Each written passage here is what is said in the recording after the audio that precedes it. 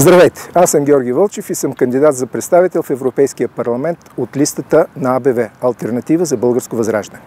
Като университетски преподавател знам, че страната ни трябва да спре вече с необмислените експерименти в сферата на българското образование и, ползвайки неговите най-добри традиции, да го приобщи и обогати с водещите европейски достижения. Доброто образование е инвестиция, която не бива повече да отлагаме, ако искаме като общество да разрешим многобройните сложни проблеми, пред които сме изправени. Всеки ден се срещам с интелигентни млади хора и знам, че мобилността в образованието ще им помогне не само за придобиването на нови знания, но ще им позволи да опознаят другите европейски култури, да натрупат допълнителен житейски и социален опит. Ето защо в Европейския парламент ще работи за разширяване на съществуващите образователни и културни програми.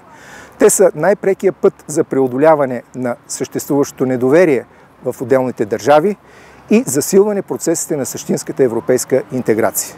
България отдавна е част от културното пространство на Европа и богатото и културно наследство доказва това по най-убедителен начин. Време е да го споделим с нашите европейски партньори. Време е да съхраним българското и да върнем неговото достоинство.